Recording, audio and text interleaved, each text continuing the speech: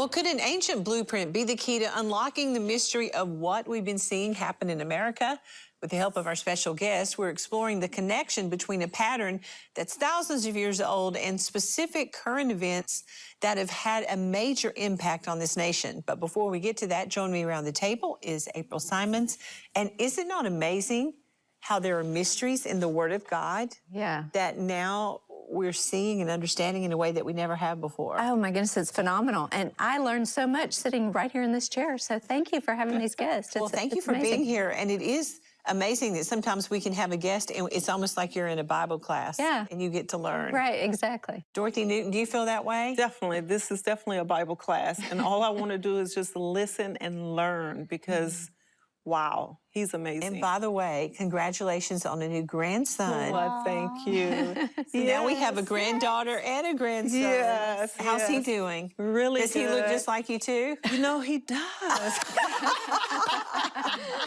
I love that. I love that. Rachel Lamb Brown, how are you? I'm good. And, you know, our guest today isn't just like a Bible teacher. He's able to connect what happened in the past, what's going on now in such a unique way that gives revelation and understanding so that we can live empowered as believers in the day that we're living in. And I think that's so important because there's a lot of scary things out there, but as believers, we've already won the victory. So good. Rebecca Lamb Weiss, it's interesting to have a guest that can help bring the Bible into the picture in a way that makes it so alive and relevant.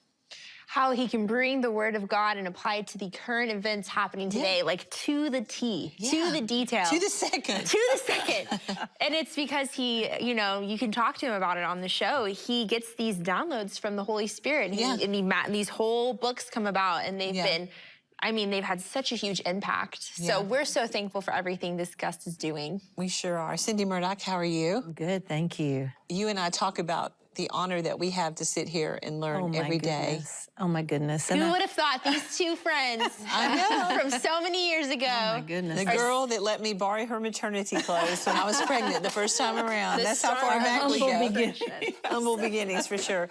Well, every time he joins us, he uncovers another ancient mystery that is having a profound impact on our reality, and we can hardly wait to share with you what he is revealing today. Please welcome our dear friend, Rabbi Jonathan Cahn.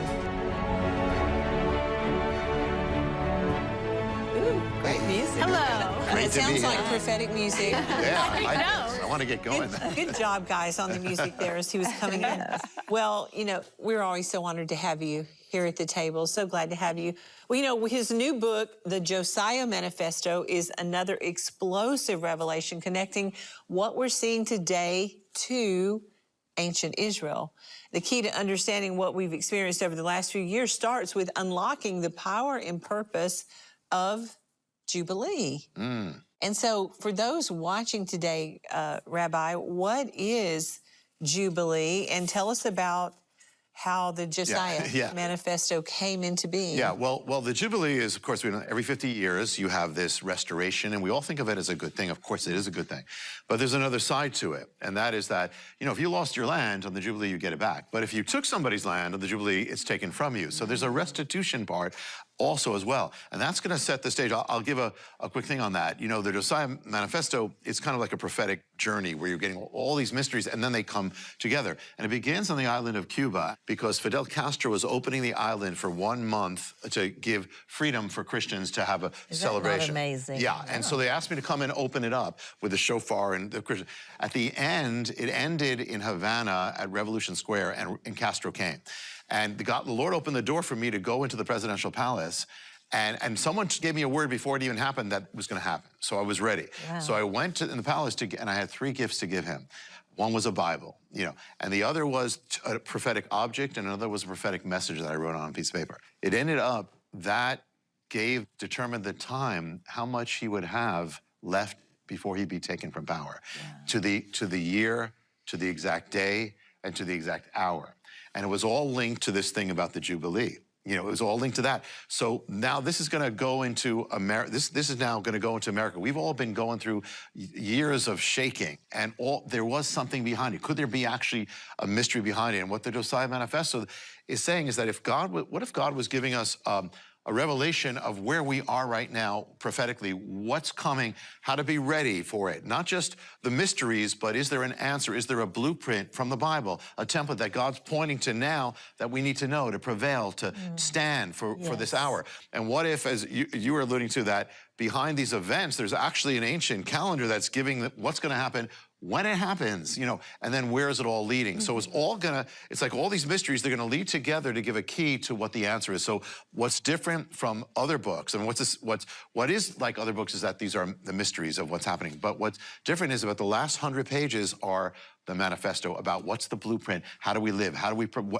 prevail, how do we protect our family, how do we live in the last days and prevail? That's the Josiah Manifesto. Wow. Well, so I love that. let's go into what you talk about as far as the stunning discoveries behind the coming of the plague to America. Now, this is interesting, guys. I'm going to try to help you understand in simple layman terms that what Rabbi Cahn does is he goes back to the Bible and the Old Testament, and there are ancient mysteries that will coincide with current events that are taking place in the world today.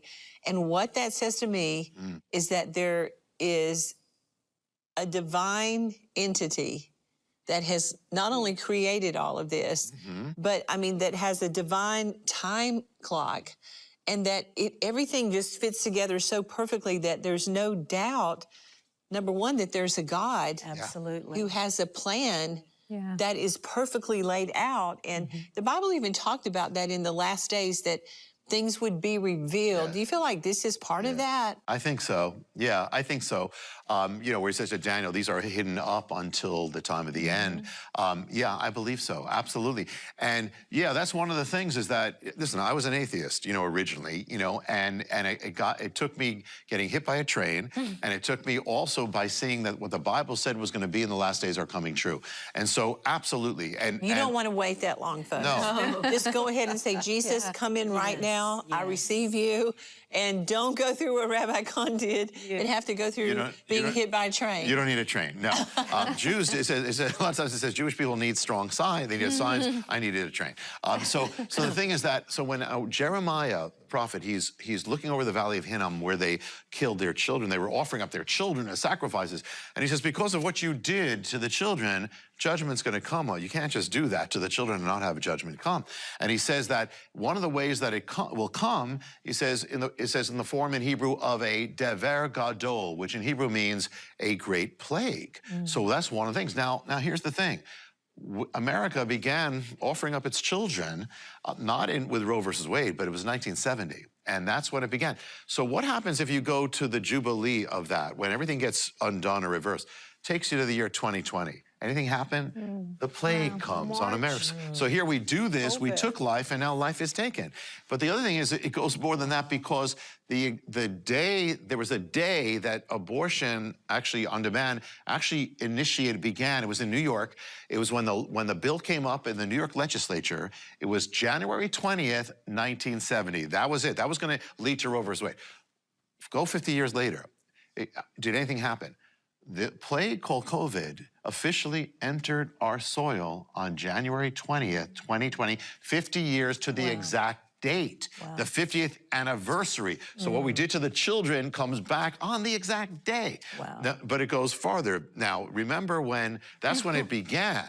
But, well, when it came, you remember, it all fell in March. Like everything just fell upon us. And that's when Trump went said we're quarantined, and now not only we're quarantined, but we're also, the economy went, the lockdowns came, everything came. They said it was the day that changed everything. It was March 11th. March 11th, 2020. That's Becca's birthday. Was it? That's Becca's birthday. Oh, okay. Well, okay. Hey! Okay. Wait, and there's a correlation there. Well. Oh, God. Oh, no, it's bad. No, it's not. It's actually good. No, you're good, and it's good. But if you go back 50 years from the day when it all fell, it takes you to March 11th, 1970. March 11th, 1970 is the exact day we began killing children on demand. Wow. The exact day, again, 50 years to the exact day. And God would send children with that same birth date to stand up. Redemption. Yes. Redeemed. Yes. Yay. Redemption. So see, I told you it was a good Yeah. ending there. Yeah, but it's not only the time, it also is the place, because when Jeremiah was prophesying to Hinnom, Valley of Hinnom, he said, it's going to come, this judgment is coming back to where you did it, to the children. Well, is there a Valley of Hinnom in America? There is. It's New York. New York is where abortion really spread to the continent, but it's also the capital, the abortion capital of America. More children have their lives have ended there. So notice what happened. When everything came to America, it came specifically to New York. In fact, 1 out of every 2 cases was New York. That's crazy. And at one point, on April 10th, it passed a milestone, which was that New York had more cases of this than any other nation in the world, including China, in the little place of New York. April 10th. Go back 50 years from April 10th. It takes you to April 10th, 1970.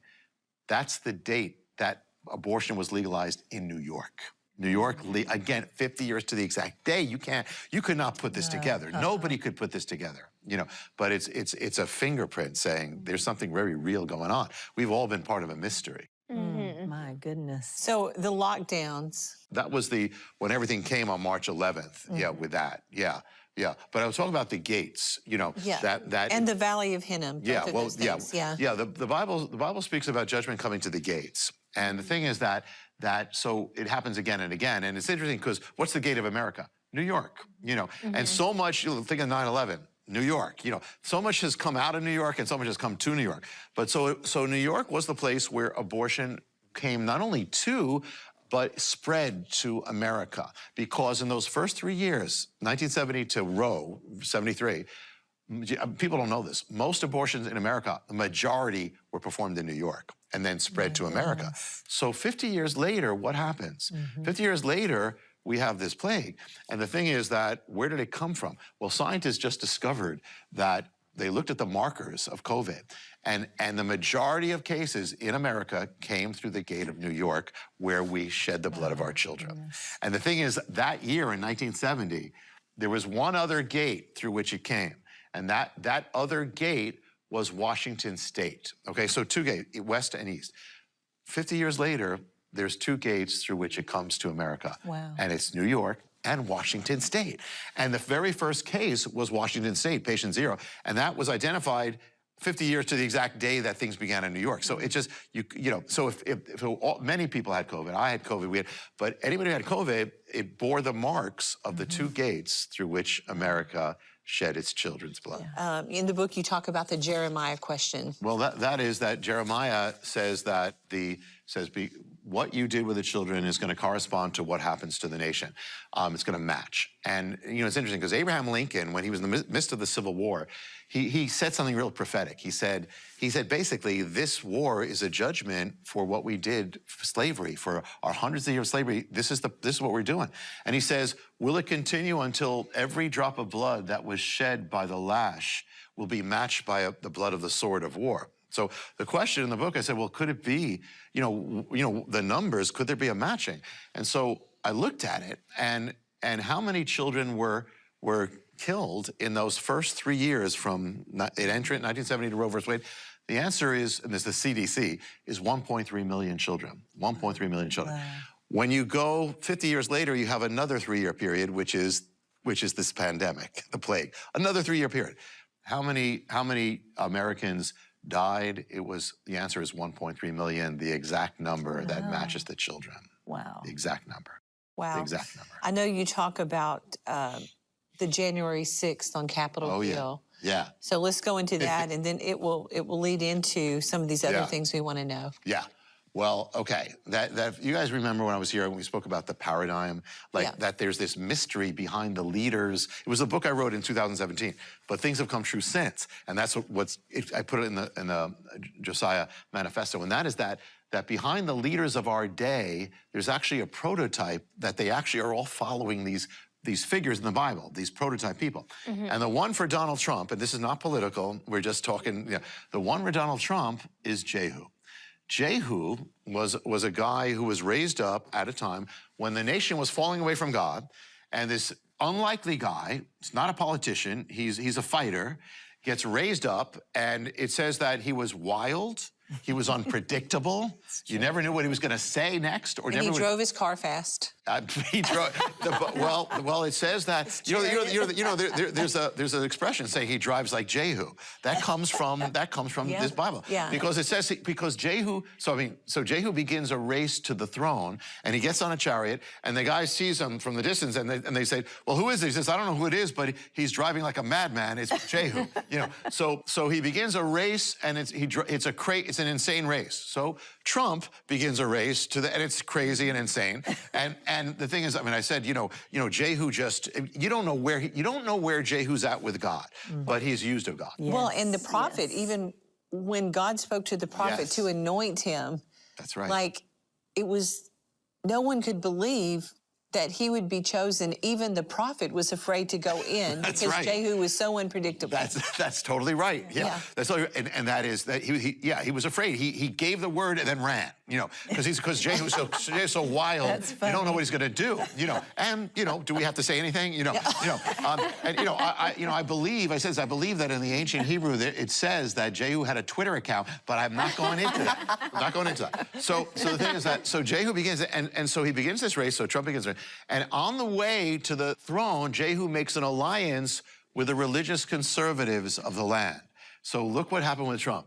On the way to the throne, he makes an alliance with the religious conservatives of the land. In fact, Jehu makes an alliance with one of them, makes him his partner, and says, "Come into the chariot." It's one of these, and so Trump did the same with Pence. And so they ride in, and Jehu has an agenda. You know what it is? He's riding to the Capitol. His agenda is he's going to drain the swamp. He's going to wipe away all these things, So Trump. Now the thing is that, and then Jehu, in order to come to power, he comes to a showdown with the nation's former first lady. Okay, and the former first lady happens to be named Jezebel. Okay, now I'm not saying anything. Just that's what it is.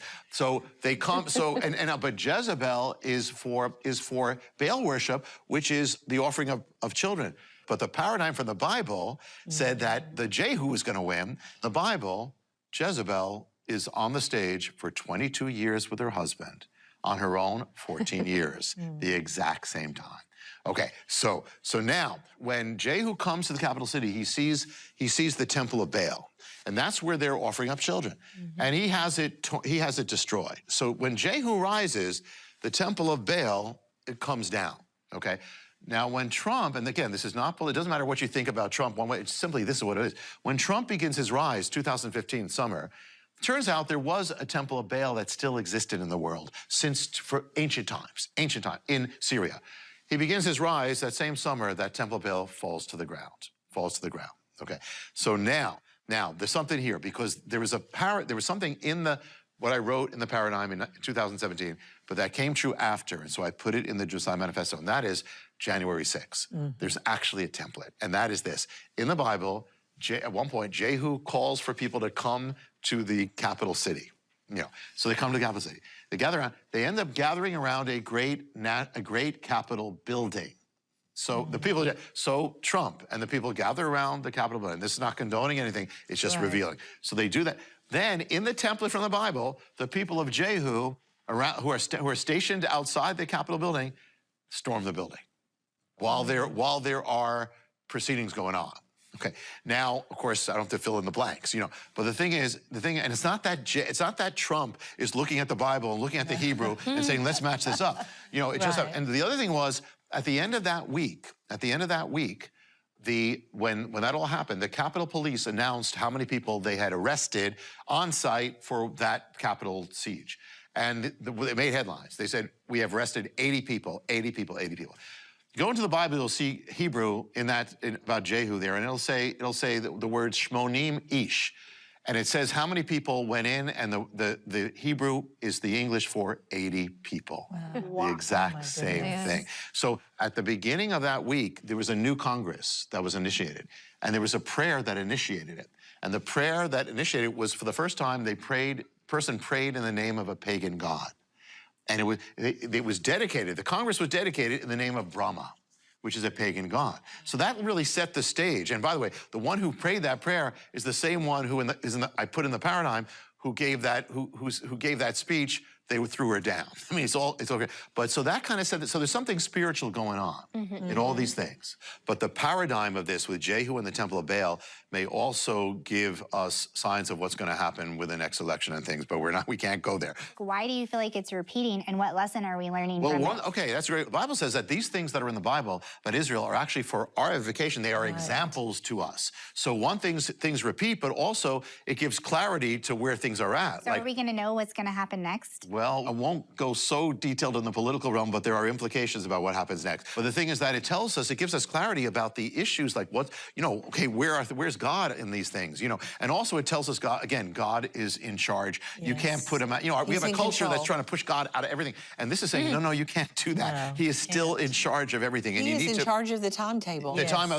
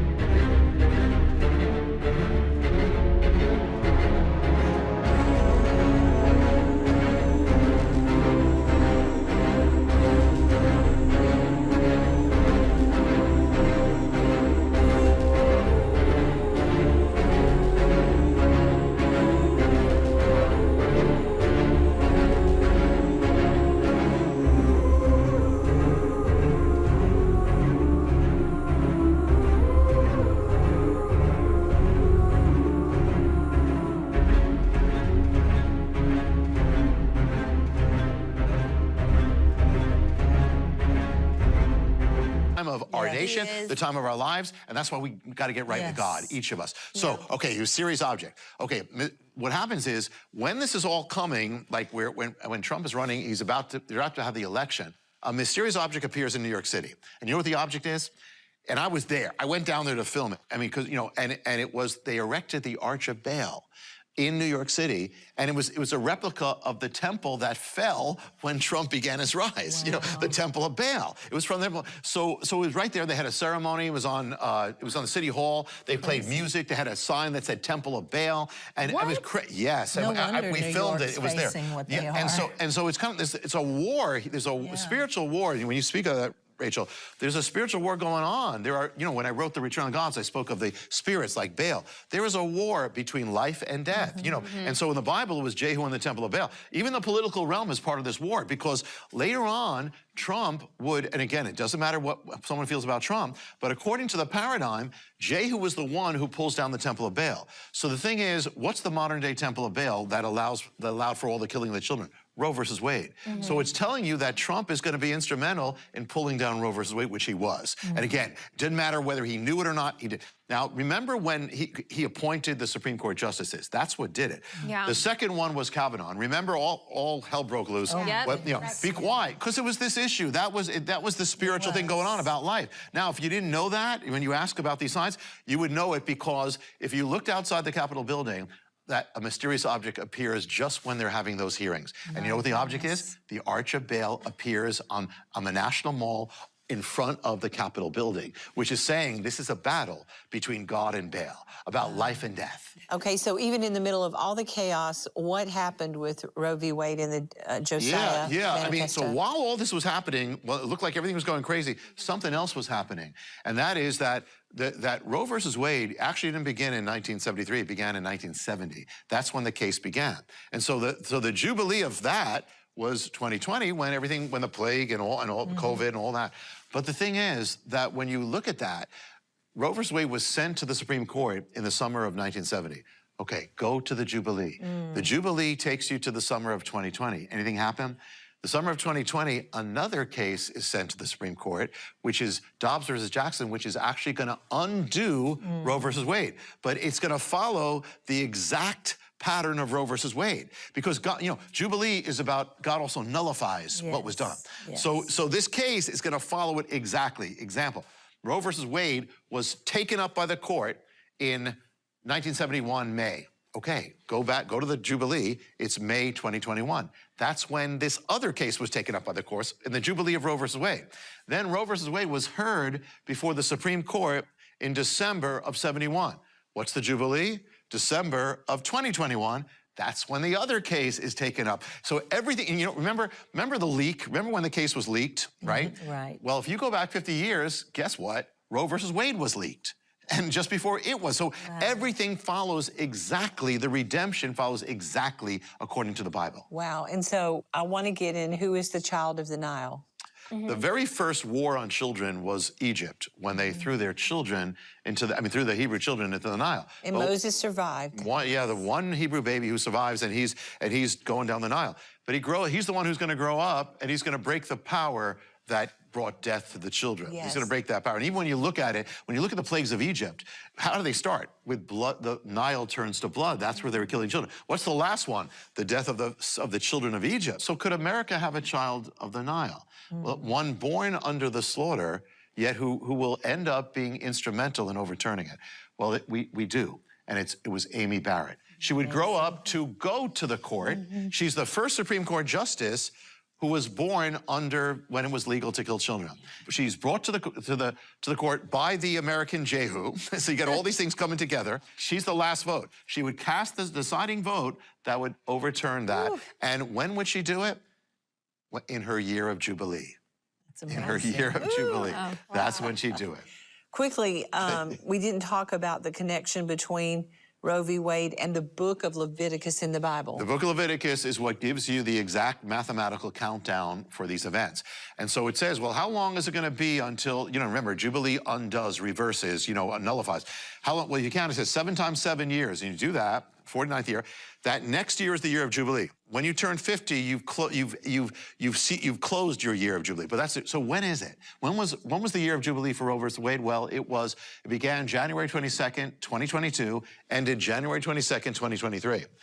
Could anything happen? It's right in the midst of that. In the Jubilee of Roe versus Wade, God overturns Roe versus Wade, according to the mathematical countdown of Leviticus. So amazing. Well, we're out of time, and it goes by so fast, but this is all in his book, the Josiah Manifesto, the Ancient Mystery and Guide for the End Times. So interesting. But I want you to remember that when things seem to be getting darker, as we as believers are called to shine the light, and that light illuminates the darkness.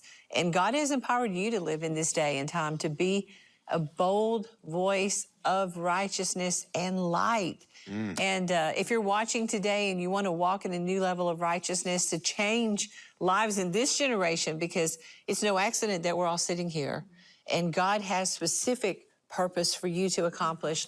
And so he doesn't want you to be fearful. He wants you to take courage and encouragement from what we've shared today.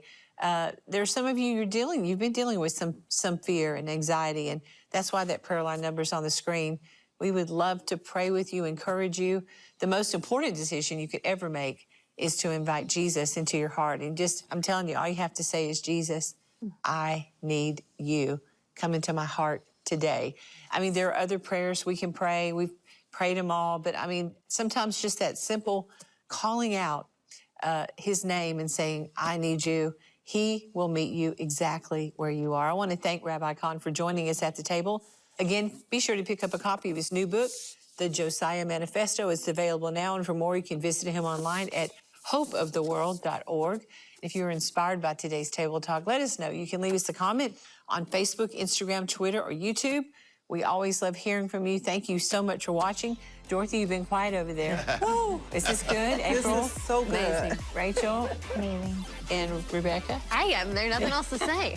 Cindy? It's been incredible. Okay, the ladies were kind of quiet, but it's okay. We love hearing Jonathan Cahn teach on all of this, so you be encouraged today. We love you. If you prayed that prayer, call us, let us know. We'd love to send you a free book entitled, Now What? The Best Is Yet to Come. Hang in there. We'll see you next time. Bye-bye for today.